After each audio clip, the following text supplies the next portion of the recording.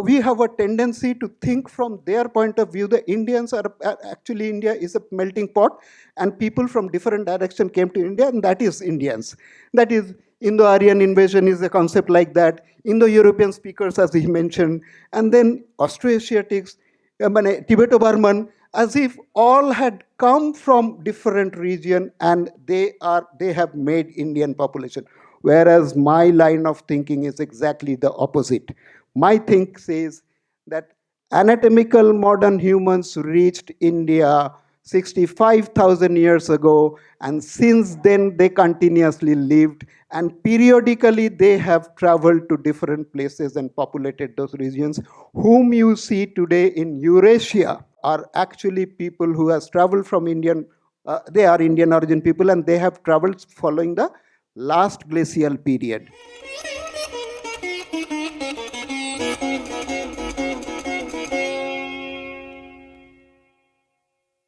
I would like to express my gratitude to the organizers of this conference for giving me this platform to discuss about the pre-recorded period of India. In fact, I am going to particularly concentrate on onward and reverse migration of the Indian origin fraternities. Incidentally, this conference is being held in an IIT campus. I would like to express give a small anecdote. I had an association with IIT Kharagpur because I managed to crack the All India IIT entrance and got admitted there for my engineering course. But eventually, as the luck would have it, I left IIT Kharagpur and joined Medical College Calcutta, or now Kolkata. Probably my medical degree has provided me a lot of confidence about dealing with genetics. At this period in 2022, when we arrange a migration path, we have to keep in mind the available genetic data, because otherwise it will not be accepted all over the world. Now, let me come to the topic of the day straight away. Very recently, I have authored a book titled India in Egypt. As the name suggests, it is all about an intense connectivity between the Indian civilization and the Egyptian civilization. In fact, I'm making an attempt to establish that the Egyptian civilization was established by the Indian origin people. As Mr. Bedvir Arya has also mentioned about a connectivity or the antiquity of those civilizations also predates the present way of thinking, what we think. So this is, however, if this is the concept that in Egyptians, that is not a very acceptable context at this juncture, because in the meantime, what we have been taught in our academic curriculum does not encourage such a line of thinking. But we have to also keep in mind what we have been taught may not be correct in every sense. We are not very sure about the antiquity of Indian civilization at this juncture, because we consider that Indian civilization is one of the oldest, maybe the oldest, but I feel that we have to arrange the available ground evidences to arrange the pre-recorded period of India. And for that, we have to incorporate latest data, especially of genetics and archaeology, to arrange that pre-recorded period.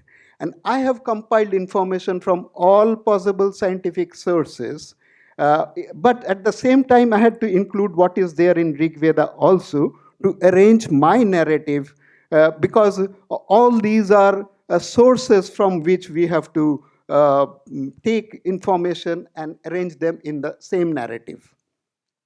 And when we compile all these latest data and consider them in tandem, we find a completely new picture of the pre-recorded period of India. It took me 20 years of exploration of the Indian subcontinent to collect my ground evidences.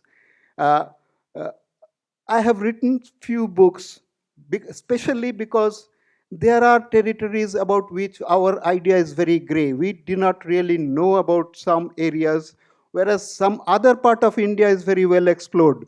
Now, I have written a book about Northeast India, Ladakh, pre-Portuguese Goa, Andamans, Nicobars. You will find at the end all are important.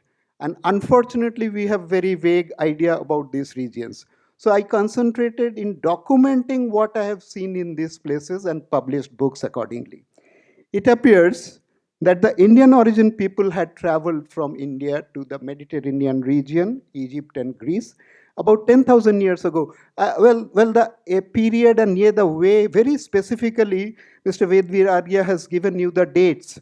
In my case, I'm trying to keep it, I'm trying to give you a rough idea that it is not necessarily 10,000 means sacrosanct 10,000, it is around that period, and we traveled with our language and culture. Now, what happened? That is the onward migration part, and at a later date, they returned for various reasons. Initially by land route, and then by sea route. This I am referring in my book as the reverse migration of the Indian origin fraternities, and this Indo-Aryan concept of Indo-Aryan migration is only a part of this reverse migration. Now, we have to consider from a much earlier period who came from, we are anatomical modern human or Homo sapien. We have to go back where from we came. This anatomical modern human migrated from Africa several times, but the last time when they came out of Africa is known as out of Africa, which took place roughly 65,000 years ago. And they traveled along the coastal region, and this is known as Great Coastal Migration. They passed through India, and eventually they managed to reach almost to Australia. Now, India served as the intermediate host. When they came here, they continuously lived in India. So we have to take all these ground evidences into consideration. There are evidences to establish that India continuously, I mean, this anatomical modern human continuously lived in India, and this has happened nowhere in the world. But we are not projecting this, or we are not taking all these evidences into consideration when we are arranging our pre-recorded period. And unless we arrange the pre-recorded period to some extent, as far as possible, we will never understand various migrations which has taken place from this side to that side and from that side to this side. Now, again, it took me 20 years to collect ground evidences, to understand the process, and to arrange the sequence of events. That is very important. You have to understand what happened, why these are evidences, a particular evidence, what does it mean? It is of which period? Now, again, I'll go back that we are trying to establish the exact date of Ramayana, exact date of Mahabharata. We have to understand that these are all effects of onward and reverse migration. Everything has to be considered in tandem in the narrative. Now, in this book, I am trying to introduce several new concepts. I don't know. I personally consider that we will not be able to understand the pre-recorded past of India unless we start thinking about all these new concepts, because we have never considered all these. I will show you why we have to. The ground evidences compel us. The ground evidences compels us to consider about these things. Otherwise, you will never be able to arrange how the people. Let us say we are all aware that Jarawange Sentinelese and Great Andamanis live in Andaman, but nobody is giving a thought about it. How did they reach there?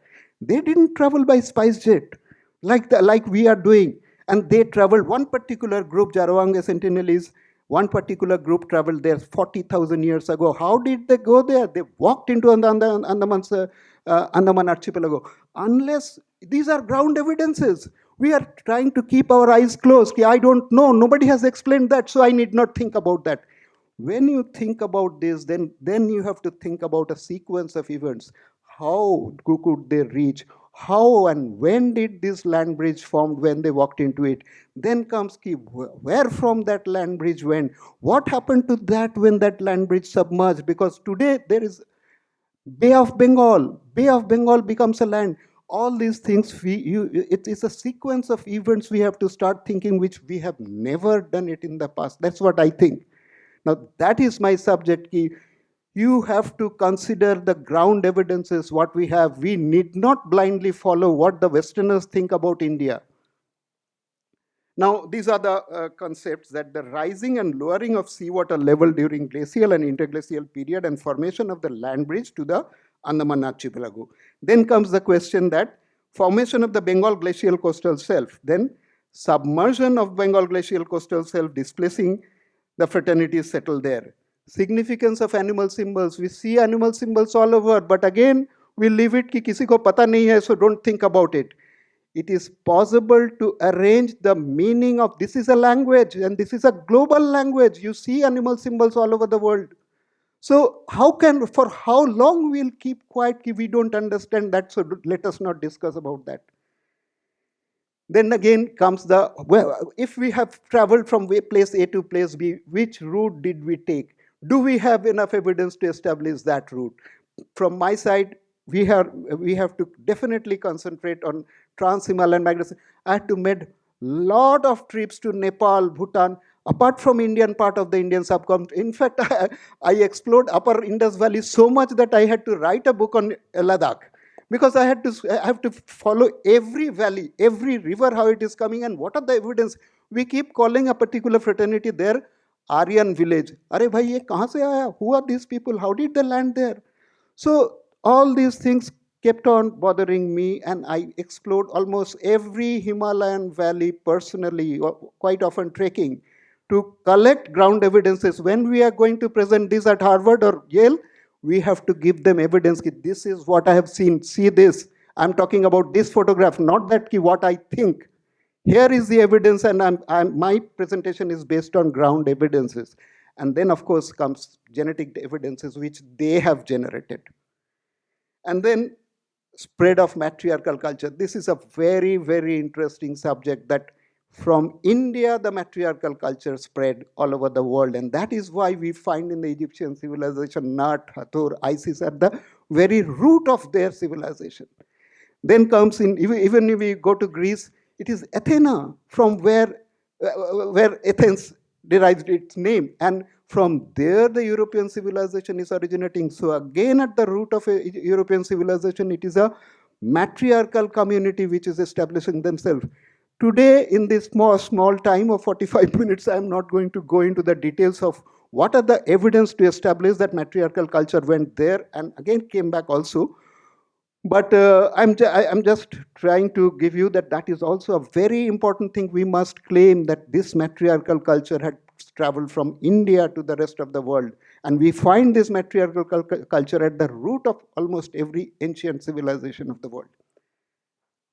Then temporary and permanent settlement of, settlement zone of India. Again, this is a subject which I will not be able to cover in this 45 minutes. I have explained that in details in the book. And then finally, reverse migration by land and sea route. I have shown you two maps. I've given enough number of maps to clarify exactly what I mean. Exactly what I mean, exactly what is the route, exactly when it happened.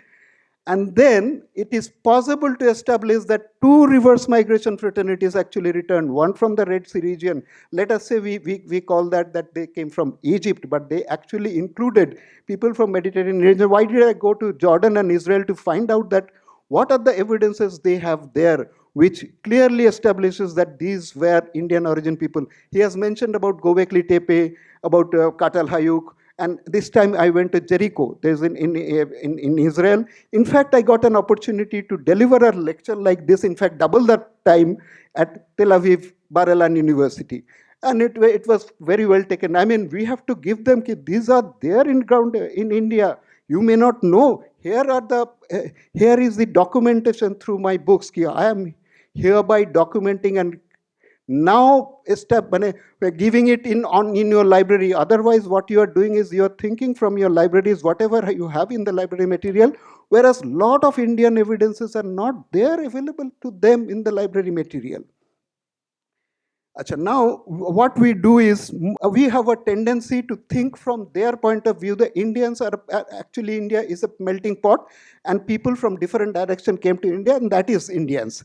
That is, Indo-Aryan invasion is a concept like that. Indo-European speakers, as he mentioned, and then Austroasiatics, Tibeto-Burman, as if all had come from different region, and they have made Indian population.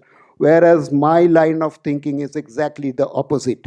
My think says that anatomical modern humans reached India 65,000 years ago, and since then they continuously lived, and periodically they have traveled to different places and populated those regions, whom you see today in Eurasia. Apart from Africa, we are not dealing, because Africa always had the oldest population. Whom you see in Eurasia are actually people who has traveled from Indian, they are Indian origin people, and they have traveled following the last glacial period when our land submerged, coastal land submerged. We will try to come to that a little later. Because of my short time, what I'll do is I'll show you few very small clippings or videos covering every important subject, excepting patriarchal, because that does not directly come under onward and reverse migration. So I had to restrict those my timing into it. And these videos are, one is introduction, that when you go into the internet and here you will find that these are like an anatomical modern human arriving in India 65,000 years ago. Then again, as I mentioned, significance of animal symbol is a very important thing which we are completely missing. Importance of east coast of India, I'll show you why that is important. And spread of Indian fraternities, different routes they took, reverse migration by land route and reverse migration by sea route. Now, it is difficult to convincingly establish the origin of modern civilization in India unless we manage to establish that recent genetic data also favors the hypothesis that Indian origin people traveled to the Mediterranean coast, Egypt and Greece. Now the point is, in the last 10-15 years, it is difficult to convincingly establish the origin of modern civilization in India unless we manage to establish that recent genetic data also favors the hypothesis that Indian origin people traveled to the Mediterranean coast, Egypt and Greece. Now the point is, in the last 10-15 years, lot of genetic data has been generated by the Western people. It is the Western world which has generated this genetic data. They have published, they have compiled, but unfortunately nobody is discussing them. They are possibly not interested because these newly generated genetic data are not in their favor. When are we going to claim, let us discuss about these newer genetic data and settle the issue? Then if we have to think the migration from the opposite end, let us accept that, because the genetic data are in favor of that. Now I'll show you a video. That this civilization is at least 10,000 years old. It is also possible that the Indian civilization played the role of a mother in the origin of other ancient civilizations. Evidences suggest that the Indian origin fraternities had traveled to distant lands long ago to establish other ancient civilizations. At a later date, a large number of them returned to India for various reasons. This reverse migration phenomena is popularly known as Indo-Aryan migration. In fact, reverse migration of Indian origin fraternities resulted in the collapse of all other ancient civilizations of the world almost at the same time. As such, mysteriously, we do not find any reason for the collapse of other ancient civilizations. On the other hand, Indian civilization not only continues, but they also constructed several archaeological marvels which are comparable to the best archaeological monuments of the world. Excellent skill in stone cutting and creating stone sculptures remains at the center of such constructions. It is possible to establish the above view when we arrange the genetic, archaeological, linguistic, and cultural evidences in a meticulous manner. I intend to initiate a discussion in that direction with available ground evidences and analysis of available scientific data.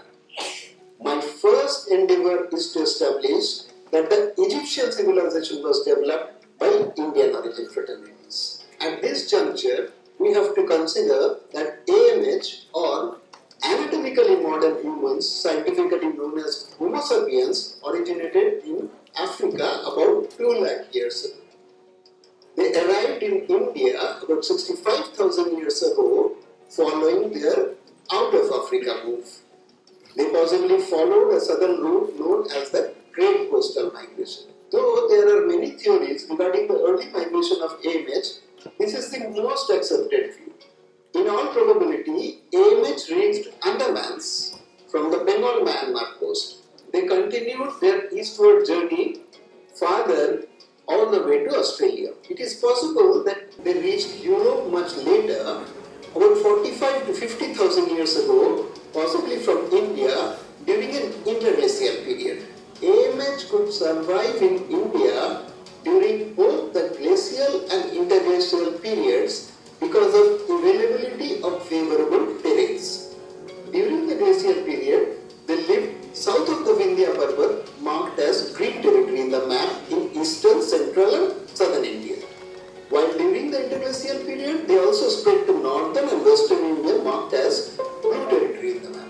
The presence of a large number of dark complexion tribes in India suggests the continuous survival of AMH there, whereas absence of any such human diversity in Europe and rest of Asia suggests the spread of anatomical modern humans in these regions only during the interglacial period. Though AMH reached Europe and northern Asia during every interglacial period, they could not survive there during the severe weather of glacial maximum and became extinct. We have evidences of extinction of Neanderthals in Europe and Denisovans in Siberia 40,000 years ago during a previous glacial maximum. It is possible that Indian origin people spread to other regions of Asia and Europe during the interglacial period once the Trans-Himalayan migration was possible. The Trans-Himalayan migration path bifurcated from Mount Kailash. One route descended from Kailash and followed the Makran coast to reach the Horn of Africa and Nile Delta, where the Egyptian civilization developed. Both the Indus Valley civilization and Sumerian civilization emerged on this route, while the other route from Mount Kailash went through Asia Minor, now Turkey, to Europe. The Mesopotamian civilization emerged on this route. Presently, the pre-recorded period is arranged on the basis of various subjects like anthropology, archaeology, ancient texts including religious texts, and mythology, spread of languages, culture and social customs and so on. Very recently, genetics has emerged as a useful and very effective subject for the purpose. As the events related to the pre-recorded period in Europe are few, it is generally discussed under two broad heads, Paleolithic period and Neolithic period.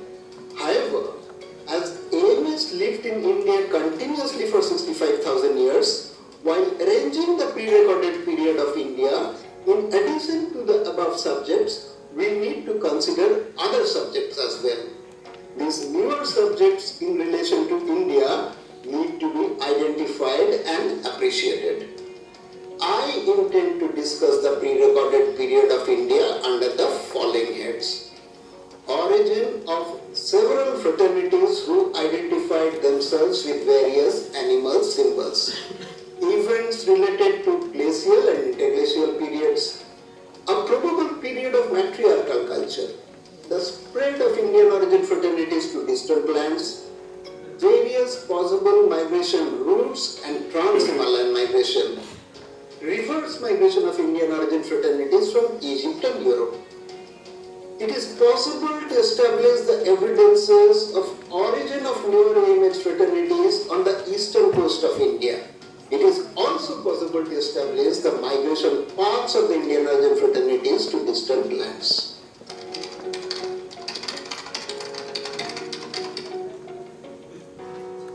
A number of animal images are seen in every archaeological structure in India and in all the ancient civilizations of the world. It is unlikely that they serve a decorative purpose only. In all probability, animal symbols like naga, tiger, lion, elephant, fish, turtle, primate each represented a human fraternity in the ancient period. When two such fraternities united to form a fusion fraternity, it was represented by a fusion animal image. These fusion animal images are not understood and are generally described as mythical images because no such animal exists in nature. A winged lion image, possibly representing an ethnic fusion of lion and avian fraternities, is seen in India, Greece and Egypt. It establishes its widespread distribution in three ancient civilizations of the world. This symbol was created in Greece and Egypt 2000 to 5000 years ago, which has remained in archaeological structures as images frozen in time. However, in India, such images were created till very recently. Another fusion animal image seen in the Narmer palette of Egypt has the face of a tiger, neck of a serpent or naga, and body of a primate. Naga, Bagh and Primate were the three early Indian origin fraternities which migrated to distant lands. As the Narmer palette image signifies the union of Upper and Lower Egypt by Narmer, the first king of Egypt, this image suggests that it was established by an union of three Indian origin fraternities. Another interesting composite animal image in Majuli Island, Assam, shows features of the elephant, lion, avian and horse swallowing a fish. These possibly depict formation of an allied force to destroy the ruler of a territory represented by the fish. Several newer OMH fraternities originated in India and they adopted various animal images as their ethnic symbols. The coastal dweller fraternities identified themselves with the naga, fish, turtle and goose symbols, while the forest dwellers or the hunter-gatherers identified themselves with the naga, bagh, primate, elephant and owl symbols. It is possible to arrange the animal symbols meaningfully, establishing their interpersonal relationships. It appears that these animal symbols served as vahans of the Indian deities belonging to various fraternities. In the Egyptian civilization, however, deities are seen with their heads replaced by the head of the animal to which fraternity the deity belonged. Over a period, Naga-descended fraternities adopted the fish and avian symbols. Indian origin fraternities often adopted newer animal symbols to represent a transformed fraternity in a distant land. The tiger fraternity adopted the lion image and thus we find both the tiger and lion as the vahans of Durga. I have drawn a flow chart to arrange the ancestry of various Indian origin fraternities and their respective descendants.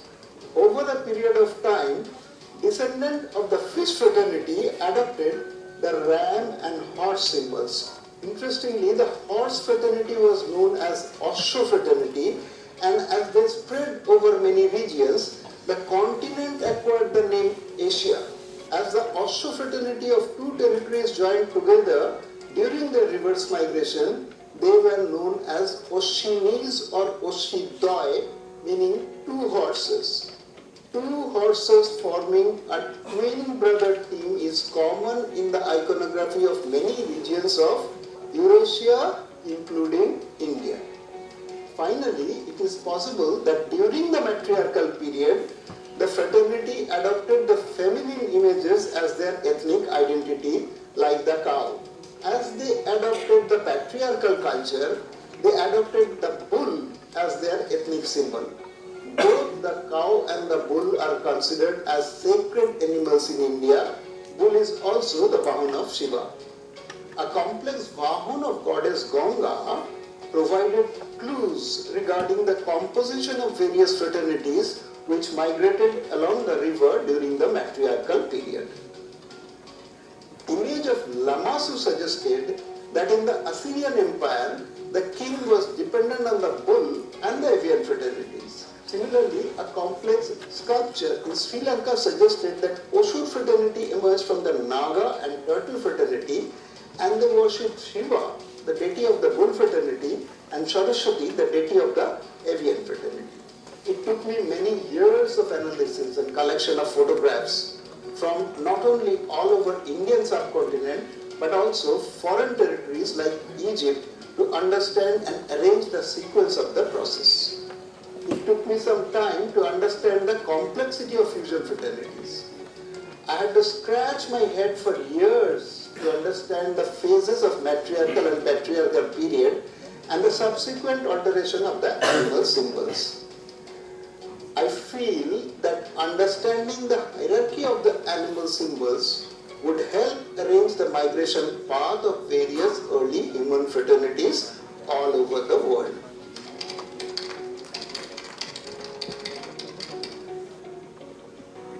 Several ethnic fraternities adopted various animal symbols, and as they migrated from the east coast, they spread Indian languages to those distant lands. What was so special about the east coast of India, where all these ethnic fraternities developed? Is it possible that newer age fraternities like R1 alpha and R1 bravo haplogroups in Y chromosome originated in this region? Unless we are able to establish the unique nature of the Bengal-Myanmar coast to justify the origin of these newer genetic identities, the discussion regarding migration of various ethnic fraternities from the east coast becomes baseless, and also the spread of Indian languages. Interestingly, R1 alpha haplogroup in Y chromosome genetic identity is found in the entire Indo-European language-speaking territory, extending from eastern India to western Europe. Thus, this entire territory is clearly linguistically and genetically continuous.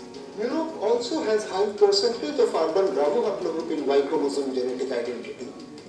These genetic identities found in various other regions of Asia, including India and Mesopotamia, and also in the Afro-Asian speaking Central Africa.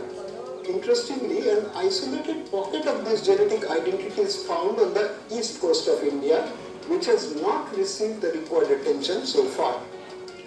These isolated pockets need to be included while charting the early migration path of the fraternity. In fact, these isolated pockets could be their oldest settlements. Presently, it is believed that R1 alpha and R1 bravo haplogroups in Y chromosome both originated in Eastern Europe near the European steppe and Anatolia region. However, many scholars consider that the origin of R1 alpha in South Asia cannot be ruled out. In fact, Anderlin, who conducted a widespread genetic analysis of the Indo-European speaking territory, marked a region near Gujarat as having the oldest R1 alpha and several Himalayan pockets where the concentration of R1 alpha is extremely high. This itself clashes with the hypothesis of European steppe as the site of origin of R1 alpha. A number of Aboriginal tribes lived in the Andaman archipelago. However, there is very little discussion about who were these people, when and how did they reach there. The only possible explanation is that they walked into the Andaman archipelago from the Bengal-Myanmar coast when a land bridge formed. During the glacial maximum, the sea level subsides by about 400 feet or 130 meters, and the Bengal coastline recedes, connecting Andamans with the mainland. During glacial period, for several thousand years, a huge coastal landmass surfaces between the Bengal and Myanmar coast, which is referred to as the Bengal Glacial Coastal Shelf in this book. At this time, the population of two distinct genetic territories, the east coast of India and Southeast Asia, intermix. And this genetic union produces newer genetic identities like R1 alpha and R1 bravo haplogroups in Y chromosome. As the seawater gradually rises during the interglacial period, this coastal landmass submerges, displacing the settled population. They settled on the Bengal coast and adopted various animal symbols as their ethnic identity. To begin with, they were bare-bodied and were known as Nanga, who adopted the Naga or serpent as their ethnic symbol. It is possible that their mother goddess was Kali, who is also depicted bare-bodied. These early fraternities eventually migrated following the Trans-Himalayan migration routes pivoting Mount Kailash. The Indus Valley civilization emerged on this route. They continued their journey and established the Egyptian and Greek civilizations. It is extremely crucial to establish the site of origin of R1 alpha and R1 bravo haplogroups in Y chromosome on the east coast of India 10,000 years ago, because that will provide us the direction of the migration of the post-glacial period AMH fraternities and also the reason for the spread of Indian language and culture. About 10,000 years ago, R1 bravo haplogroup in Y chromosome migrated to Africa, establishing the Egyptian civilization and spreading Pali language in the Mediterranean region. Similarly, about 5,800 years ago, R1 alpha haplogroup in Y chromosome migrated to Eastern Europe along with the spoken Sanskrit language.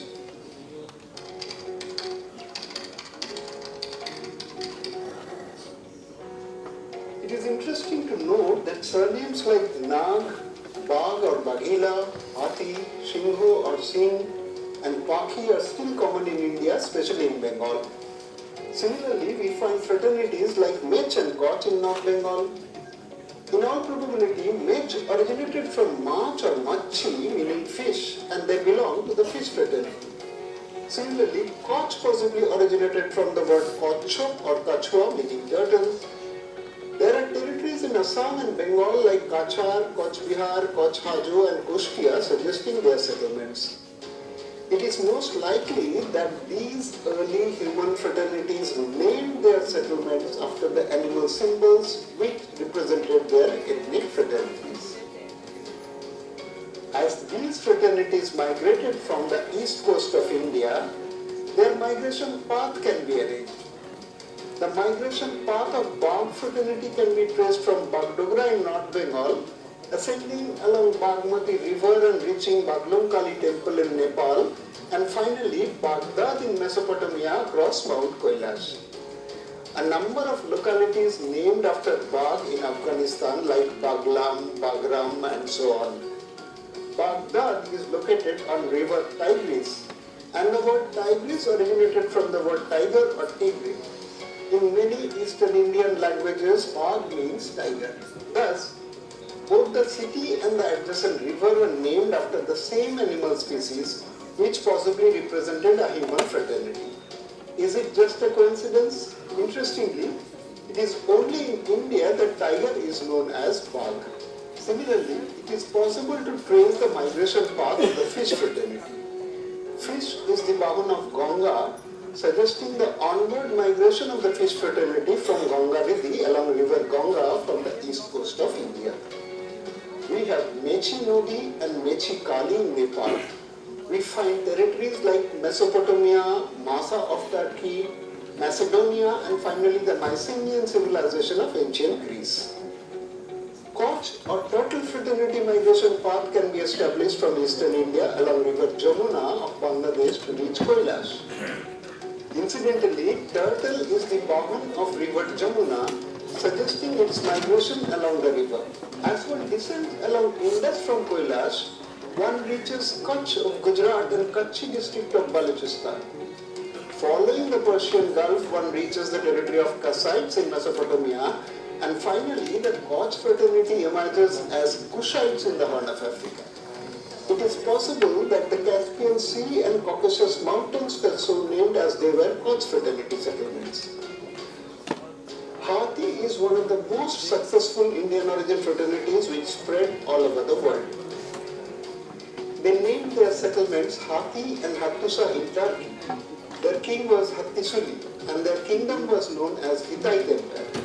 Their settlement along the Mediterranean coast was named Gojo, now famous as the Gaza Strip, and their settlement in Lower Egypt was named Giza, also from Gojo. As the Gojo fraternity was matriarchal in nature, their settlement in Afghanistan was known as Gojani. The Gangasagar Mela is held on Makar Sankranti Day on the east coast of India. Mako, or the elephant-headed fish, is the Bahan of Ganga, suggesting migration of this fusion fraternity along river Ganga. The Makran coast derived its name from the Makor fraternity settlement who takes care of the mogor or crocodile. In the Horn of Africa, they were known as Makuria language speakers and their kingdom was known as the Makuria kingdom. Interestingly, many Nubian families of Egypt keep crocodile as a pet and draw crocodile in front of their house. These families possibly belong to the Mokor fraternity. Pali language spread from India to the Mediterranean coast, Egypt and Greece. Their settlement was known as Palistan, now Palestine. On the other hand, spoken Sanskrit language spread to Anatolia and Europe. The same Indian origin fraternity settlements were known by different names in these two territories. The elephant fraternity settlement was known as Hati in Turkey and as Gojo or Giza in the Mediterranean coast and Egypt. Similarly, fish settlements were known as Mesopotamia, Masa, Motsu, Macedonia and Mycenaean civilization in Europe, and they were known as the Meme fraternity in Egypt, who established the Minoan civilization in ancient Greece. Indian languages probably remained popular for several thousand years on the Mediterranean coast and around. Thus, when new fraternities like Shingo and Osho formed there after several thousand years, they had Indian names. Osho means horse, Shingo means lion in eastern India like in Bengal. I am told it is known as Simha in Sanskrit. It thus appears that Indian origin languages spread to distant lands as people settled there.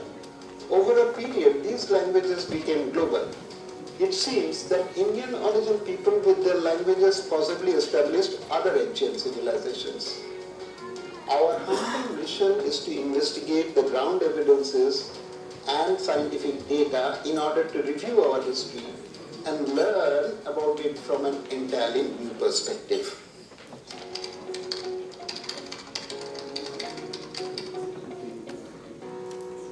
In the second half of my book, I have discussed the evidences of reverse migration of the Indian origin fraternities from Egypt by different routes and in different periods. It is apparent that the land route migration took place along the Uttarapod and the Indus Valley civilization. In fact, the matriarchal period of the Indus Valley civilization, that is from 2600 BC to 1900 BC, perfectly coincides with the period of the land route reverse migration from Egypt. As such, IVC or Indus Valley civilization was located on the land route from India to Egypt. We find the emergence of the reverse migration animal symbols like the horse, boar, lion and peacock along the entire stretch of the Uttarapad. These animal symbols are found all over the subcontinent, but their emergence in the Indian Himalayas, Nepal, Bhutan, Tibetan Plateau and Northeast India are striking, as these species are mostly not found there. These regions are connected with Egypt and Europe through the Uttarapad. A number of ground evidences identify the migration paths along which both the onward and reverse migration had taken place. I have seen two friends sharing the ownership of a shop in Pokhara, Nepal. One gentleman was short with brachycephalic features, which is possibly a typical feature of the indigenous Indians. In this case, the face is roundish with more than 80% of the vertical height of the face, while his friend was not only tall but also had an oligocephalic face, with width of the face less than 75% of the height. This is a typical feature of some parts of Europe. I have also seen Kali in the Kamalashagar temple of Tripura draped in a white sari, suggesting her reverse migration nature. A dramatic change occurred in the reverse migration path when a direct sea route between the Red Sea ports and the west coast of India was established around 1500 BC. This new land route was possibly referred to as Dakshinapad, which joined Uttarapad near Mount Kailash. The षोडश Mahajanapadas emerged along these two highways, which were exclusively recorded in the Jain and Buddhist texts written in Pali. It suggested that these were settlements of the Pali speakers. Their absence in Sanskrit records exposes a rivalry between the Pali and Sanskrit speakers. In all probability, reverse migration fraternities from Europe were Sanskrit speakers, and the reverse migration fraternities from Egypt were Pali and Prakrita speakers. At this juncture, as the reverse migration fraternities from Egypt came by ship directly to the west coast of India, nobody traveled along the old land route via the Indus Valley civilization, resulting in its silent collapse. As such, we could not find any cause for the collapse of the Indus Valley civilization. As 16 Mahajanapadas emerged in northern India, it gave an impression that Indus Valley civilization population had shifted to the Gangetic Plains. Over a period, the sea route from Red Sea got extended to the Bay of Bengal as the reverse migration fraternities from Egypt were keen to reach the matriarchal territories of Ganga Riddhi. The Prakriti-speaking fraternities returned back to Bengal at this stage. The Egyptian deities Hathor and Isis, created on the front facade of the Cairo Museum, are associated with lotuses, much like Lakshmi and Saraswati of the Indian pantheon. Now, there's only one small thing, that is, what should we do now? What we have understood, or we have the evidences to establish what I have said. But how do we establish that globally? First is, we have to draw their attention to the Andaman archipelago. Look, these people are pre-glacial period population. Jarawanga Sentinelese belong to a particular group, and Great Andaman is belong to. Unfortunately, we don't discuss all this in our academic curriculum, so they remain undiscussed in our year, but these are ground evidences. Then we have to draw their attention the migration path, that is, how did they reach there? Automatically the question of Bengal glacial coastal shelf will come. They have not flown there, they have walked into it. The moment you think about Bengal glacier, then comes that submersion of the Bengal glacial coast. That will give the reason for the migration. If the people were very well settled for 10,000 years on the Bengal glacial coastal shelf, why should they move? They moved because their land submerged, and they had no control over that. Then comes the reason, why did they do? And then the most important thing, this Bengal glacial coastal shelf, probably all the evidences now, the recently generated genetic data suggests that the R1 alpha and R1 bravo, these are the two principal post-glacial period genetic data possibly originated there. And that is very important, because that will give the idea that once we manage to establish that, then the world civilization would belong to the Indian origin people. That because the majority, or almost all the refined civilizations of the world, they have R1 alpha and R1 bravo genetic identity. And then the spread I have already mentioned quickly. Then there are certain things which we can make out that we had the original authentic knowledge, like stone cutting. Now we see all over the archaeological world that there are huge stone cut structures which includes pyramid and sphinx and all these things. We had the knowledge of stone cutting. That is why our temples, even today, till some time back, the construct, like Kailash temple of Ellora and all the Indian temples, they have a special skill of stone cutting, and transporting of huge stone blocks are required for constructing those temples. We had the skill of terracotta. We had the skill of animal symbol. We have seen that various deities are given different complexion. Our deities still have this different complexion. We are following that. And finally, reverse migration. I have mentioned that we are missing one particular thing, that is Ganga Riddhi. If you click in your mobile, you will find Ganga Riddhi is very well recorded in Greek, Roman, and even in Ptolemy's map. Why our history is not starting from there? These are Greek records, Roman records. The British did a very smart thing. Once we establish this migration path, automatically our knowledge about astronomy, astrology, mathematics, philosophy, medicine, metallurgy will get established. We suspect this knowledge transfer from India to the West, but failed to establish them convincingly. The British did a very smart thing. They eliminated each of these issues from Indian syllabus. Unfortunately, we are still following the British syllabus in many subjects. Thus, these issues remain out of our syllabus. So nowhere to discuss this, and nobody has time to discuss this because this does not belong to their syllabus. To elaborate on each point, but have mentioned that in my book, the British have managed to hide and suppress all our strengths quite successfully. Now that we are a free nation and not bound by a colonial mindset, I can expect and sincerely hope that we come forward to demonstrate our strengths and our contributions in shaping the history of the world. Thank you very much.